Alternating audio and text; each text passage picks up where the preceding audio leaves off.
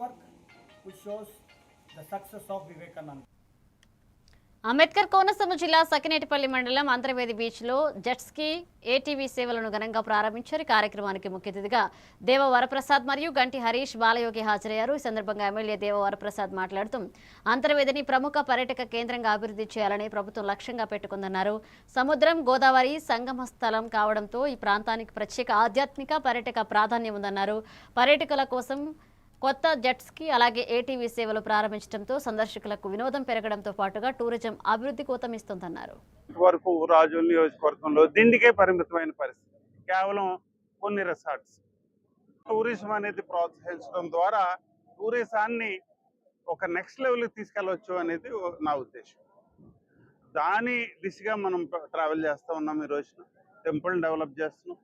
గతంలో 4 లక్షల మంది భక్తులు వచ్చేవారు కళ్యాణానికి, ఈ రోజు 7 లక్షల మంది వస్తారు. మన నియోజకవర్గంలో రాజోల్ నియోజకవర్గంలో అంతర్వేదిలో ఇలా బోట్స్ ఇలాగా ప్రిపేర్ చేశాం కదా, సో మీ ఎక్స్పీరియన్స్ ఎలా ఉంది? చాలా అద్భుతంగా ఉంది. ఆ జెట్స్కి అయినా ఏటీవీ అయినా ఈ రెండింటిని కూడా పరిశీలించడం జరిగింది. ఈ ప్రాంతంలోని ఎప్పుడు అందరికీ మనసులో ఉండేది ఏంటంటే ఇక్కడ టూరిజం అనేది చాలా ఉపయోగపడుతుంది. ఇక్కడ ఎప్పుడు మీరు చూసినా అద్భుతమైన బీచ్ క్లీన్ గా ఉంటాయి, కానీ ప్రజలందరూ కూడా ఇక్కడికి వచ్చినప్పుడు సరైన సదుపాయాలు లేకపోవడం వల్ల వాళ్ళందరూ కూడా ఇబ్బంది పడుతున్నారు. విజయ్ గారు అయినా సరే, వాళ్ళ టీం అయినా సరే బాధ్యత తీసుకుని ఎప్పటి నుంచో చాలా కష్టపడ్డారు పర్మిషన్స్ గురించి కూడా. ఈ బిఆర్ అంబేద్కర్